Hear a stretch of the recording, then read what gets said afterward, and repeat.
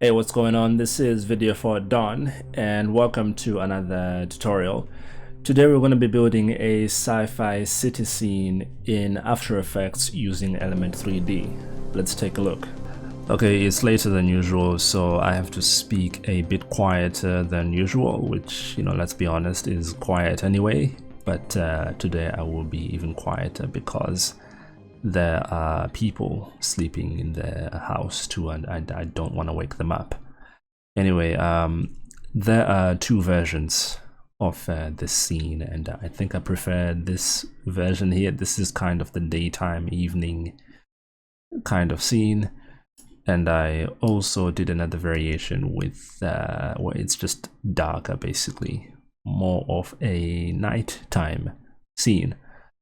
So I will show you how to do both those two styles. It's just a matter of changing the lighting when we have finished building the scene. But let's go ahead and do that first. Let's build the scene. So starting with a new comp, 1920 by 1080, 24 FPS, and a minute in duration. Let's get a solid. This is going to be our Element 3D layer.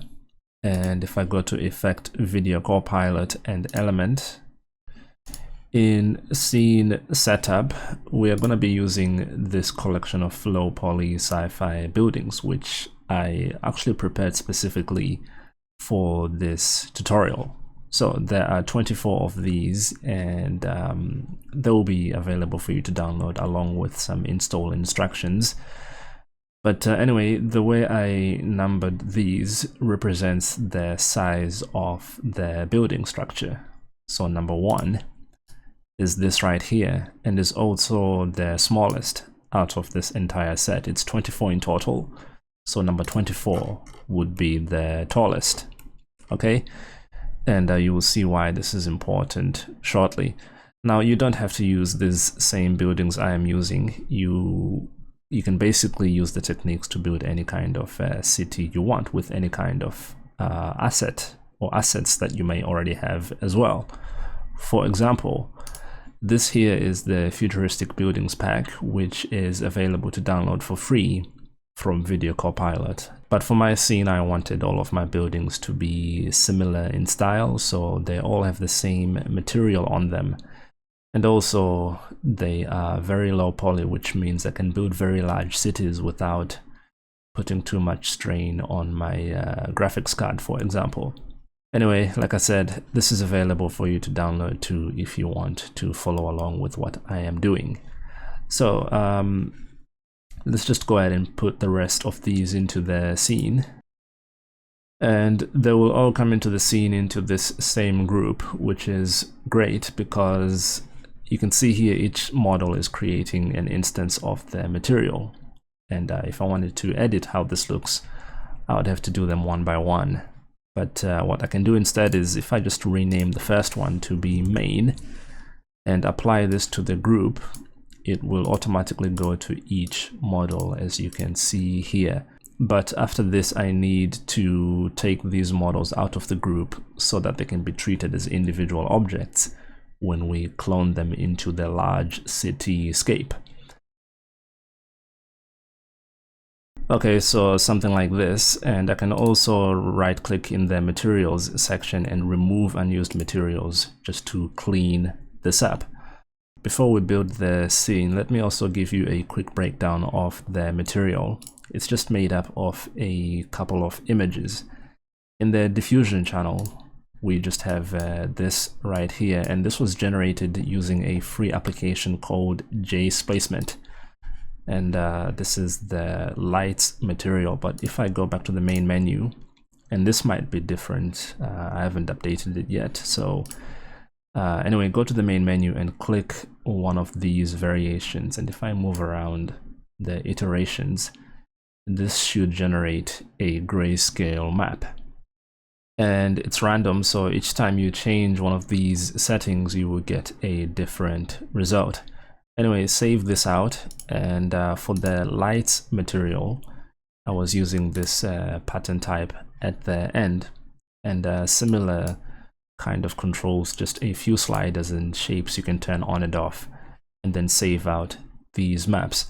Now just be careful, because this will save out 8K maps, which could give you some issues in After Effects if you don't size them down. So in my final scene, I was using a resolution of only 1920 by 1920.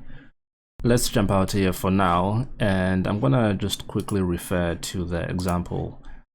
You'll see that there are three main groups of buildings. We have the shorter buildings around the outskirts here, then some taller buildings in a circle around the big generator thing, and then in the distance we have some even taller buildings. And this is the reason I labeled my buildings based on their height, so it will be easy to know which kind of building to clone onto which area of the cityscape. So let's go ahead and arrange that in Element again.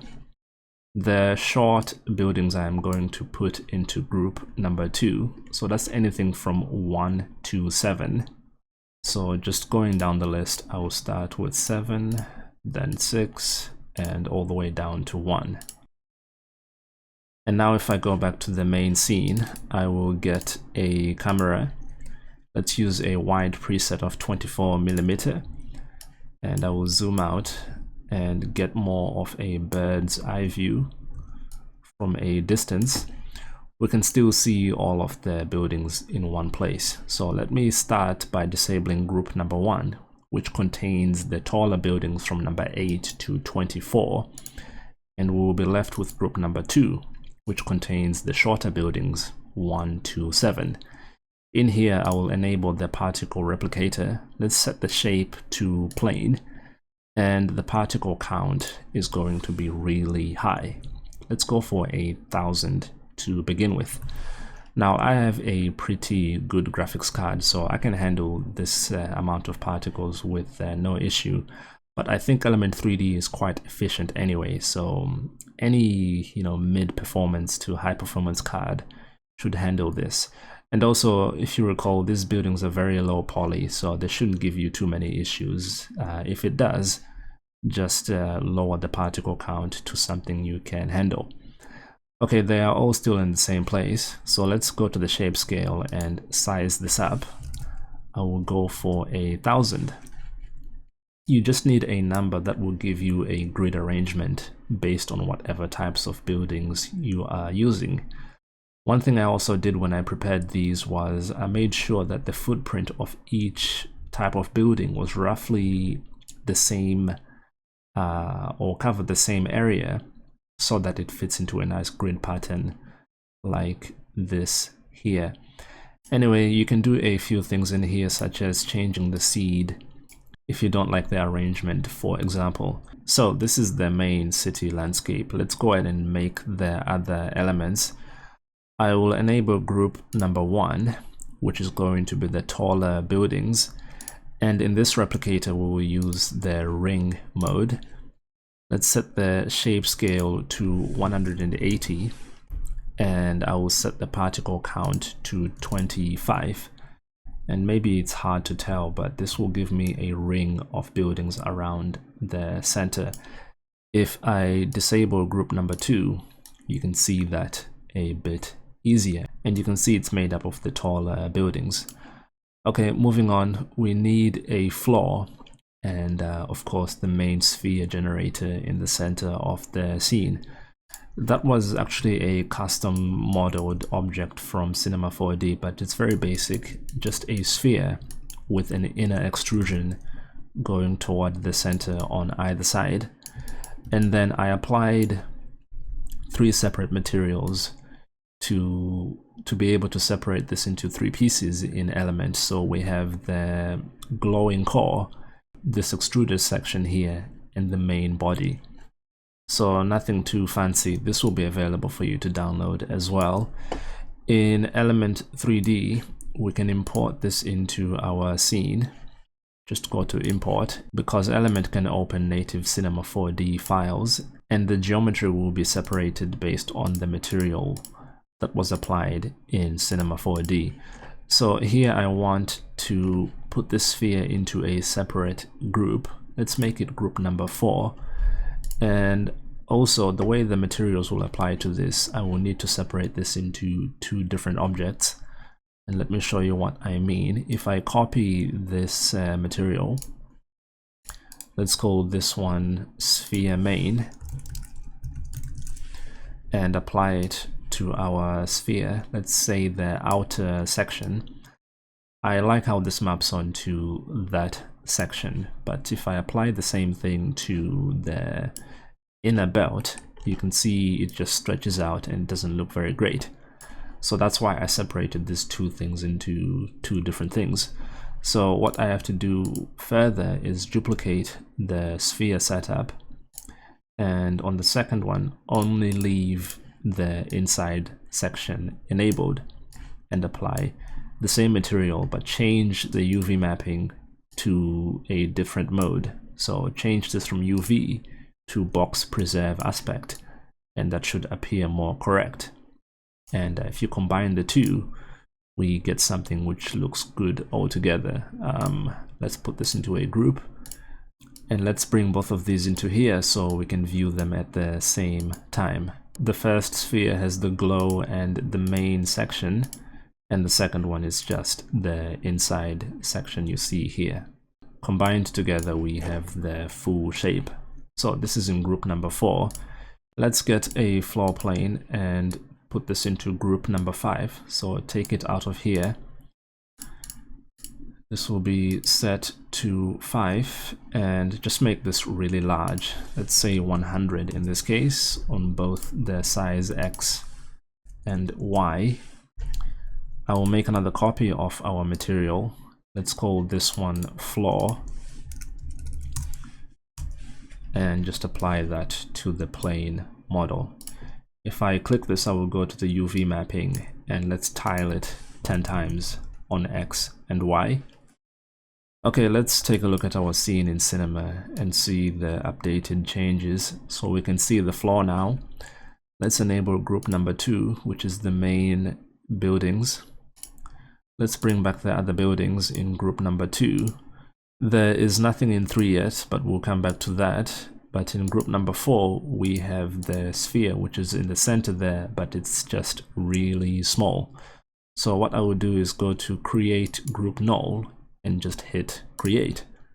And this is going to make a null in the scene, which I can use to control the scale of the sphere. So if we go for something a lot larger, let's say 1000 for the scale, you will now start to see this in the scene, and we want to move it up as well so it sticks out above the main ground plane. And now you start to see the scene coming together. It's hard to see what's going on right now with the flat lighting style, so let's go to element, and I will go to render settings.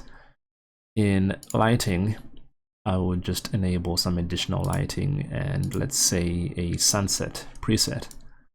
And this is just going to give us some better shading, and we can see what's going on in the scene better. We also need an environment to have in the background.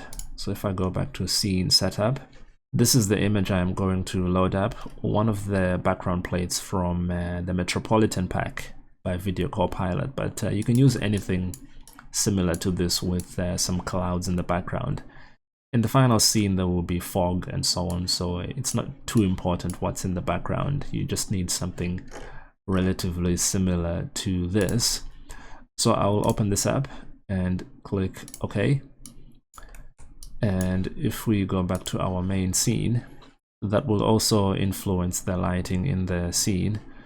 Let's make sure it's visible. So if I go to physical environment, I will just enable show in background.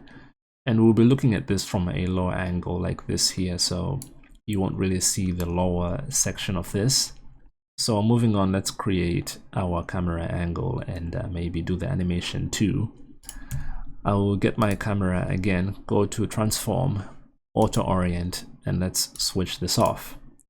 So my camera doesn't auto orient to the center. I will get a null and make this 3D. this will be automatically in the center of the scene. So what I just want to do here is make the camera a child of the null, and let's zero out the position. And then from when I was testing this, I need a height of about 1200 for my camera, or negative 1200 rather, and the z distance is about negative 12,000, and that's going to be this kind of distance from the center. And what I can do now is use the null to rotate around the scene, and that's the basic animation you see in the example. We are cutting through some buildings here, so I am going to increase the height, and I'm also going to make the buildings smaller. If I go to group number 2, I can go to the particle look, and let's set the size down to about 8, and I will set the size random to about 20 just to create some slight variation. So now when I move the camera around, nothing should be getting in the way. I want to start my angle where I can just about see the core there, maybe just before it appears. Move about 15 seconds and then set my final camera angle, which is going to be more straight on. So this is the very basic camera animation, and this was also slowly zooming in at the same time. So I will go to the position on the camera itself, and let's start at about minus 14,000, so a bit further out, and we'll finish at about minus 11,000. So the animation is slowly moving in. Towards the end of the animation, I might tilt the camera and maybe add a few more things, but for now, this is fine. Another thing here is the buildings are facing the same direction, and also I think there are just too few. So let me put the particle count up to 1200, and I'm also going to randomize the rotation by 90 degrees. If I go to particle look and particle rotation, there are two different things. We have rotation random XYZ and randomize angle. The random XYZ is the more usual control where everything just has an increment to its rotation and it is randomized. The randomize angle, you can pick a value, let's say 90 degrees, and it's just going to switch some of the buildings to be 90 degrees of their original orientation. So this will make sure that some buildings are just facing the other direction compared to the other ones. I will also scatter these particles just to create some noise in the positioning. This will be in the replicator section. Under scatter, we want to do X, Y, and Z separately, mainly just X and Z. So I will go to X, let's say 10, not too much of a movement, and the same for Z. And this will just create a slightly more random look. Okay, I would say this is shaping up nicely. In the scene, we also have some buildings in the background, even further back.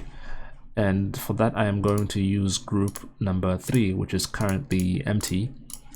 So if I jump back into element, I'm just going to take the 10 tallest buildings and put them into group number 3. So that's building 14 to 24. And the way I'm going to do this is, I just open this up. If I press shift, I can add this to another group. So now it's going to be in group number 1 and group number 3 as well. So I'll just do this for 14 to 24. And if we go back to the scene, in the particle replicator in group number 3, I can change this to ring as well. And let's have a particle count of 50. And the ring size needs to be really large, so these buildings will be far out in the distance. So let's set the shape scale to 1000 in this case, but you might be working with a different scale.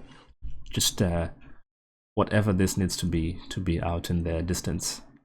The buildings are too small though, so I will go to particle look and let's set the size up to 40. Maybe randomize slightly, let's say 20. And I will also scatter. So for the position X, I will set this to 100 and 100 for Z, just to randomize the positioning slightly. Moving on, I think we want to start looking at the lighting now, and maybe just tweaking a few other things. In the lighting, let's go to the physical environment. There are a few things which will influence the scene here. You know, some are quite obvious, such as the exposure. Gamma will just create more contrast. And there are other controls, such as the lighting influence and so on.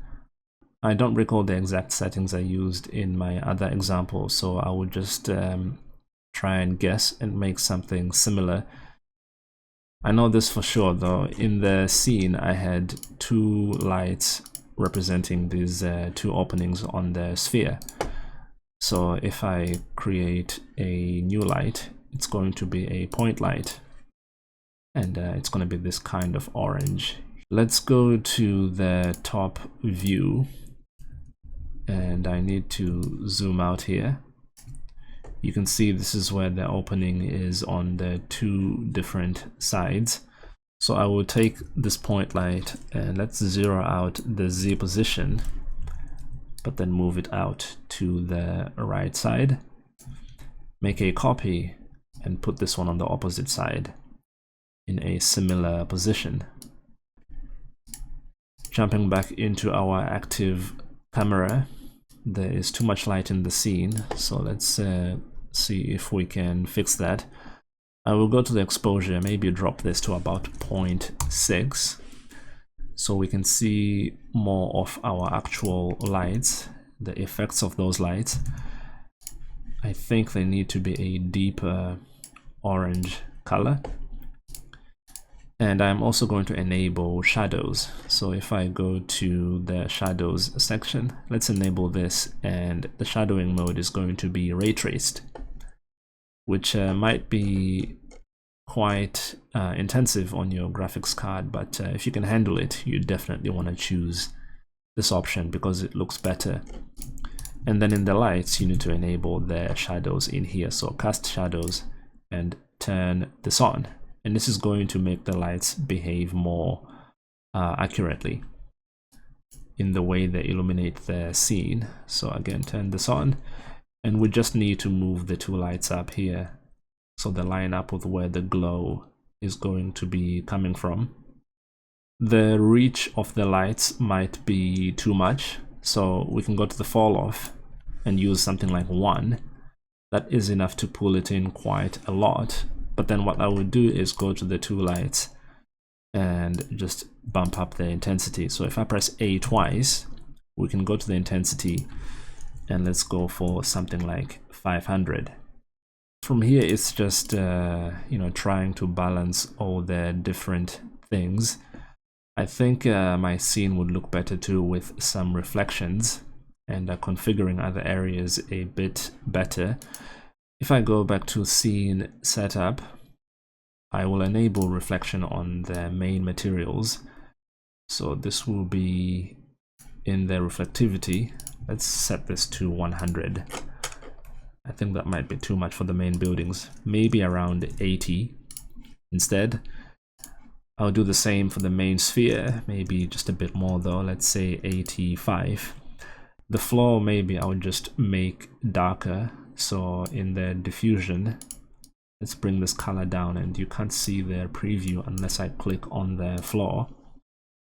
So if I go back to this,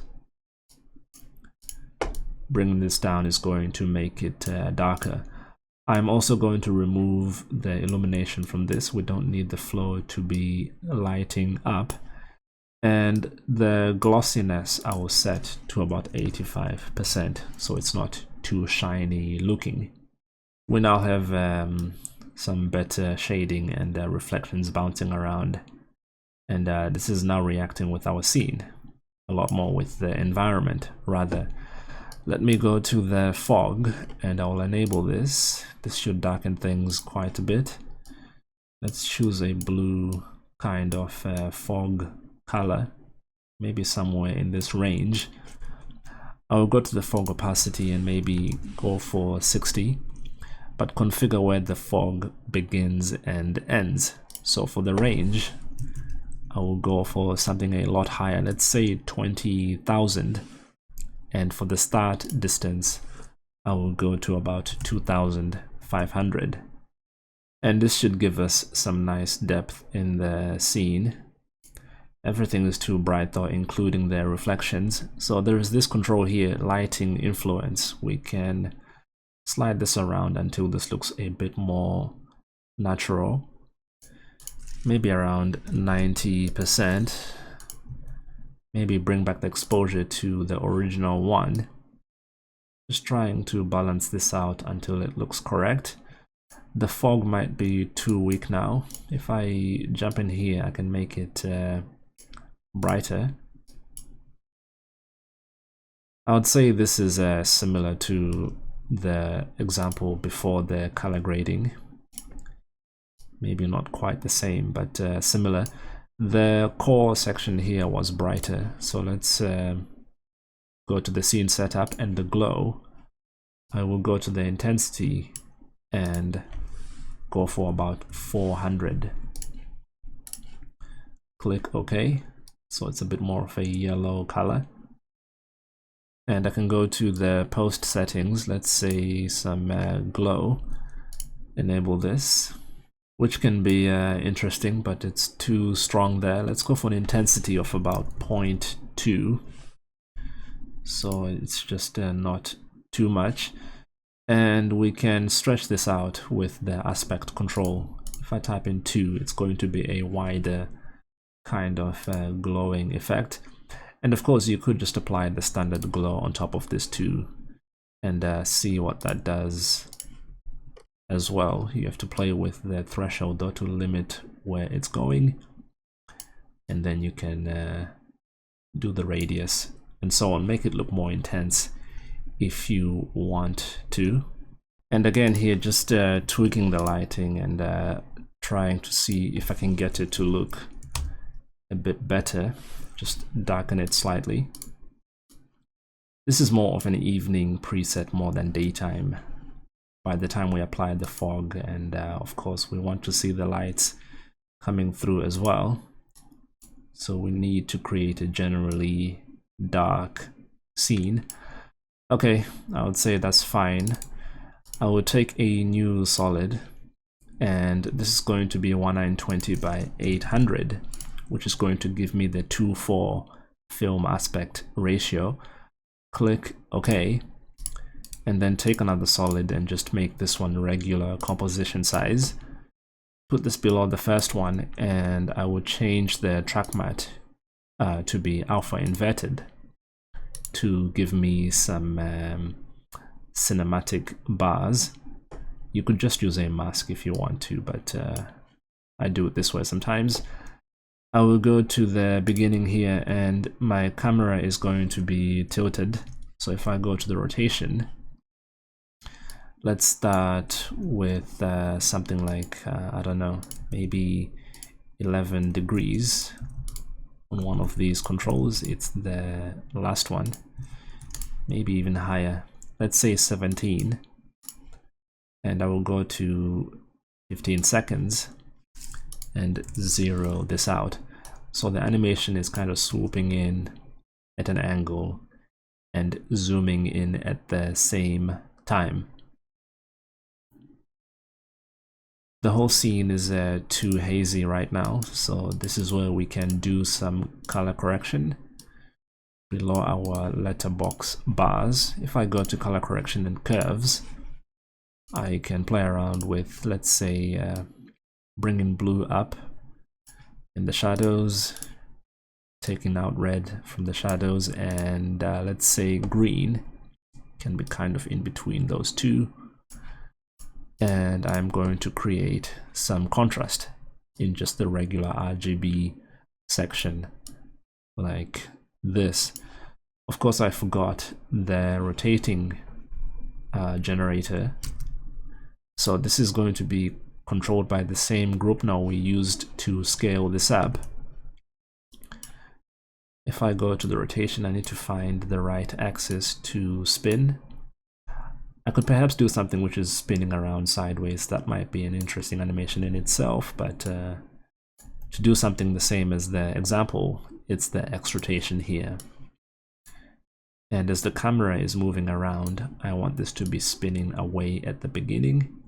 So we are going to be -360 at the end of the animation here. We are only interested in the first 15 seconds for now though, so let me cap it to there. And if I render this, we now see the spin. And I would say that looks pretty cool. So pretty close to the end here. This is a quick comparison of our example and this new scene. I think that my sphere is not large enough, and my camera might actually be too, maybe not angled enough. I think I actually started at about 20 degrees. And that seems a bit closer, and this sphere is definitely larger in my example. So if I go to the null, we can go for a scale of, let's say, 1200. Now that might be too big, but I think it's fine. Just this giant, ominous looking sci-fi thing. Also in the sphere itself, if I go to scene setup, I will just tile that material a bit smaller. So this is on the main sphere. Let's go to the UV options and tile this 2x2. And that's more like what you see here. Almost identical actually. We can add some camera depth to our scene. So if I press A twice and enable depth of field, I will set my aperture to about 50, because with such a wide camera, the depth of field effects won't be too obvious, especially if we focus onto the right place. So if I go to my focus distance, I know I'm about 14,000 units away from the center. So let's set it to that. That should focus over there now, and the buildings in the foreground are slightly blurred, but not by much at all. So that's fine. Let's set a keyframe, because as we get closer to about 11,000 centimeters away, we want to update this here and keyframe the same. It's a very minute difference, but it might just make your scene look slightly better. And something else you can do is change the color of the lights. You'll have to use a custom texture setup for this, which is if I just take the lights texture, put this in a new comp, I will apply a tint effect onto this. And let's say we want more of a, window light color. Kind of a nighttime urban city. Maybe not so much saturation. Let's go back to the main composition, and I will bring the lights comp in here and just switch it off. In Element 3D, under Custom Layers, Texture Maps, let's load up our lights. And then if I go to Scene Setup, in the material that's on the buildings, which is this right here, in illumination, I can load up the custom layer, and that's going to change the color of the lights. As you can see here, it made them dim. So let's go back in here, and in the illumination of this material, we can bump this up to say double, so 200%. And that's just going to make it brighter. So you can set custom maps and load them into any channel. of your materials. It will give you just some extra room for customization. For the final render, I'm going to go to my output. We can maybe just turn on super sampling at just 2. It gives us more detail and makes the highlights pop better. And depending on how much power you have, you can bump this up even more. I think around 2 is probably fine. Anything above that could be just overkill and unnecessary. And another thing in my scene was some chromatic aberration, and I did this manually. If I pre-comp everything except for my letterbox, I will go to Effect, Channel, Shift Channel. Let's take red from red. Let's leave that on as it is, and then turn off green and blue.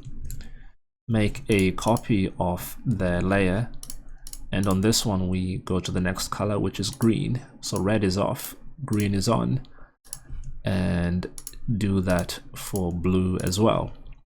And then if we add these 3 layers together, we are back to the original picture.